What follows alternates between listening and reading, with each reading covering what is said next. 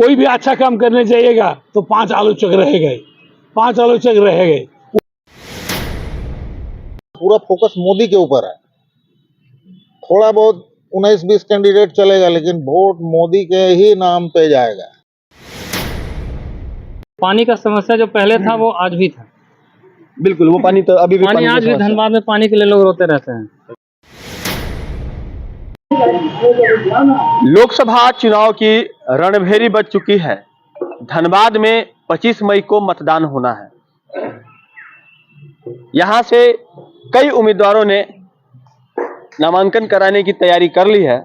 हालांकि अब तक राष्ट्रीय पार्टियों में सिर्फ भाजपा ने ही अपने उम्मीदवार की घोषणा की है।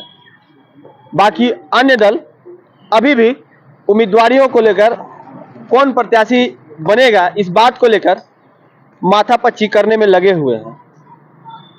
कई नेताओं का दिल्ली वाला दौरा जो है वह जारी है और अभी हम धनबाद के रणधीर वर्मा चौक के निकट हैं।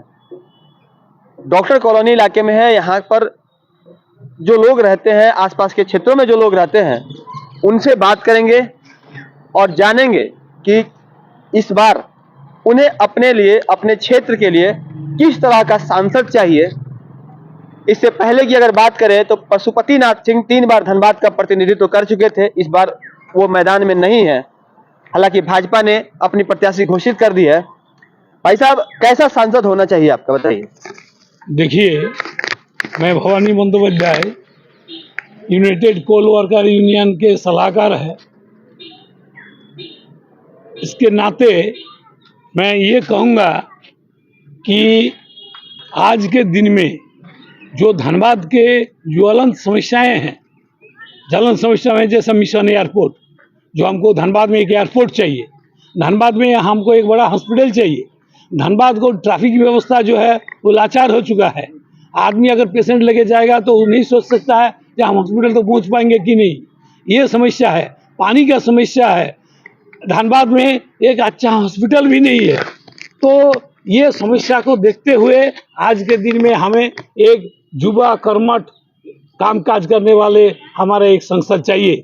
आज के दिन में जो भाजपा, जो राष्ट्रीय दल के रूप में है, भाजपा के तरफ से हमारे माननीय बगमारा के विधायक श्री ढुल्लू महतो जी की उम्मीदवार में के चयन किया है। मैं इसके लिए माननीय नरेंद्र मोदी जी को, माननीय नड्डा जी को एवं भाजपा के जो चुनाव समिति है, चाहे राष्ट्रीय कार्यकारिणी समिति है, उन तमाम बड़ी हमारे साथियों को हम धन्यवाद देते हैं जो धनबाद के लिए एक अच्छा उम्मीदवार चयन किए हैं। लेकिन कई तरह की विवाद जो है उनसे जुड़े रहते हैं। अभी हाल ही में विवाद शुरू हुआ है, कई लोगों ने विरोध भी किया है उनका। देखिए, कोई भी अच्छा काम करने जाइएगा तो 5 आलोचक रह गए, 5 आलोचक रह गए। वो आलोचक आप नजरअंदाज करें। आप उसको कैसे बोले हैं, भ्रमित हो गए हैं कि मस्तिष्क में उनका विकृत हुआ है, ये हम नहीं कर सकते हैं। लेकिन वो एक तो धनबाद का है नहीं, वो धनबाद के बाहर का व्यक्ति है। उनको धनबाद के प्रति कितना उनको एफेक्शन रहेगा। जो आप बताइए कैसे उम्मीदवार होना चाहिए सांसद का यहाँ पर। विधायक ढुल्लू महतो जी जैसा उम्मीदवार होना चाहिए, जो गरीबों का मसीहा है, जो सबका सुनते हैं, उन्हीं को वोट दे के जिताना है। अब बताइए भैया, कैसा उम्मीदवार चाहते हैं आप लोग अपने लिए और कैसा प्रत्याशी आप लोग, कैसे लोगों को वोट करेंगे। देखिए, धनबाद में अभी तक तो भारतीय जनता पार्टी के ही सांसद रहे हैं। जब से लोकसभा में भारतीय जनता पार्टी ने कदम रखा है, धनबाद से सांसद भारतीय जनता पार्टी के ही जा रहे हैं। लेकिन बीच में एक बार ददे दुबे आए थे। हाँ, तो लेकिन सबसे बड़ी बात है कि अभी तक भारतीय जनता पार्टी ने सवर्णों को मौका दिया है। अभी तक का इतिहास यही रहा है। रीता वर्मा से लेकर पशुपतिनाथ सिंह तक अभी तक सवर्णों को ही भारतीय जनता पार्टी से मौका मिला है। इस बार पहली बार भारतीय जनता पार्टी की तरफ से पिछड़े वर्ग के कैंडिडेट को मौका दिया गया है, जो कि यहाँ के स्थानीय भी हैं।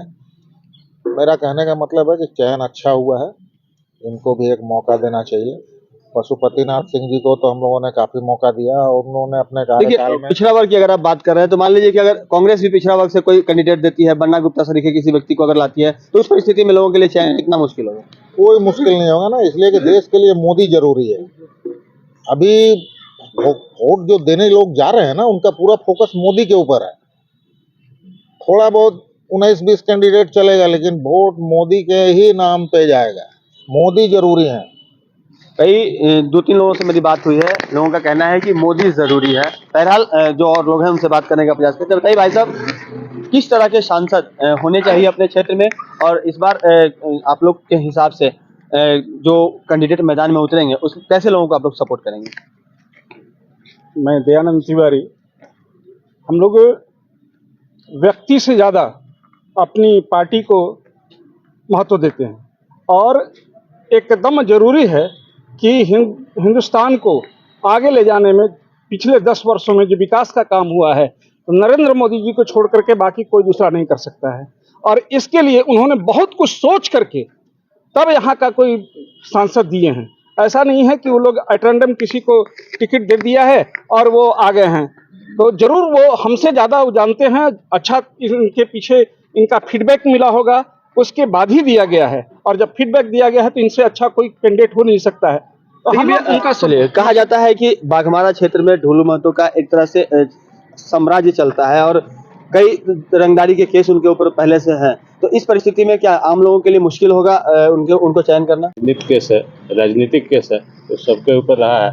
बहुत लोग गुंडागर्दी करके केस करते हैं, तो वो सब चीज़ नहीं है, अफवाह से दूर रहना चाहिए।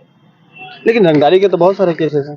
ऐसा कुछ तो नहीं है, कहाँ का वो केस है बताइए रंगदारी का। कई आउटसोर्सिंग कंपनी के संचालकों ने उनके ऊपर आरोप लगाया था। नहीं, अब मान लीजिए किसी वहाँ का जो मजदूर है, मजदूर का शोषण हो रहा है, कोई बात हो रहा है, तो उसके लिए आवाज़ उठाता है, तो रंगदारी थोड़ी है। लेकिन विपक्ष उसको रंगदारी बताएगा।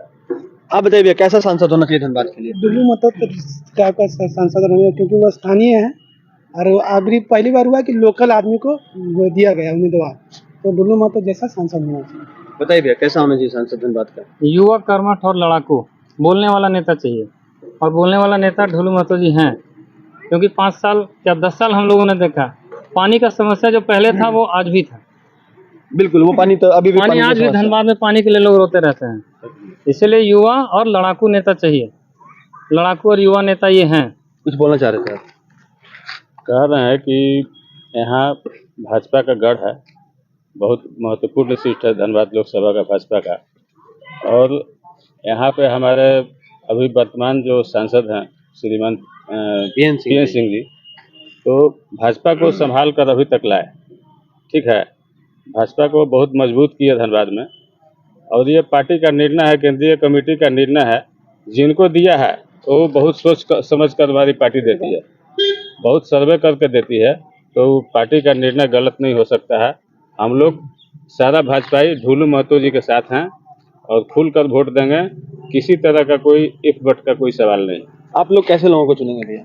हम लोग एक जुझारू और एक लोकप्रिय नेता को ही चुनेंगे, क्योंकि माननीय ढोलू महतो जी गरीबों का मसीहा भी कहा जाता है। क्योंकि हम लोग धनबाद क्षेत्र से आते हैं। मेरा नाम विजय कुमार शेखर हुआ, और हम यूनाइटेड कोल वर्कर्स भी यूनियन भी चलाते हैं। क्योंकि धनबाद से जब हम लोग विधायक जी के यहाँ जाते हैं, बहुत सा समस्या है, जो मजदूरों का समस्या है, हॉस्पिटल का समस्या है, तो किसी का ट्रांसफ़र कर दे रहा है, तो विधायक जी रात को 10 बजे भी उठ के उस समस्या का हल किए हैं। तो हम लोग चाहेंगे कि वो ऐसा नेता को चुन के भेजें जो हमारे पूरे धनबाद का नहीं, पूरे झारखंड का उन्नति हो और देश का उन्नति हो, और श्री नरेंद्र मोदी जी का हाथ को मजबूत करें। आप बताइए भैया, कैसा सांसद होना चाहिए धनबाद के लिए? देखिए, सबसे पहले तो धनबाद में जो है जितने भी आज तक सांसद बने, मैं किसी पे टिक्का टिप्पणी नहीं करूँगा, लेकिन देखा गया कि जब लोग अपने काम को लेकर के जाते हैं तो नहीं मिल पाते हैं। और धनबाद में बाघमारा विधायक माननीय ढोलू महतो जी हैं, इनका दरवाज़ा सबके लिए खुला रहता है, चाहे वो दुखी पीड़ित हो, असहाय हो, या कोई बड़ा आदमी हो धनबाद का, या बाहर क्षेत्र के भी कोई लोग आते हैं, अपनी समस्या का समाधान करवा के जाते हैं। और हर संभव वो सबकी मदद करने के लिए 24 घंटा खड़े रहते हैं। तो धनबाद के लिए मेरे ख्याल से ढोलू महतो जैसा सांसद जो है,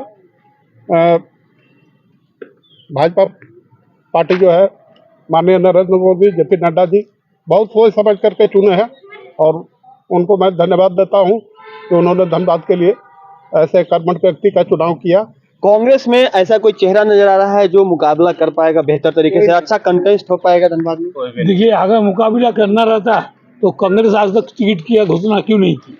उनको उम्मीदवार नहीं मिल रहा है। वो देख रहे हैं जो भाजपा के तरफ से जो डुल्लू महतो जी को टिकट दिया गया, उनके सामने खड़ा होने के लिए ऐसा कोई चेहरा नहीं आ विकल्प रहा। नजर आ रहा है? नहीं, आज के डेट में तो कर्मठ एवं योग्य उम्मीदवार माननीय विधायक श्री डुल्लू महतो ही यहाँ के नजर आ रहे हैं। दादा, आपको कोई नजर आ रहा है कोई विकल्प? कोई विकल्प नहीं दिख रहा। इसलिए नहीं दिख रहा ना कि दिल्ली में मोदी जी हैं। लोग कोई भी वोट देने से पहले यहाँ के उम्मीदवार को तो लोग बाद में देखते हैं। जानना पसंद करते हैं कि यहाँ कौन है, किसके नाम पर हम वोट देना है, लेकिन पहला टारगेट होता है केंद्र में कौन। क्योंकि ये जो चुनाव है ये केंद्र का चुनाव है, ये राज्य स्तर का चुनाव नहीं है। केंद्र में किसकी सरकार बनेगी, कौन प्रधानमंत्री होगा। तो अभी जो 10 साल में प्रधानमंत्री मोदी जी का जो विकास का काम रहा है, जो भी उनकी योजनाएं रही हैं, तो लोग उससे बहुत ज़्यादा प्रभावित हैं और हमको लगता है कि उन्हीं को देख के लोग वोट देंगे। इसलिए कोई टक्कर में नहीं दिख रहा है यहाँ पे। दूसरा एक पीएम के रूप में मोदी का कोई विकल्प नजर आ रहा है आप लोगों को? नहीं, पीएम के रूप में भी हम लोग देश में आज के दिन में मोदी जी के अलावा दूसरा को नहीं देखता है।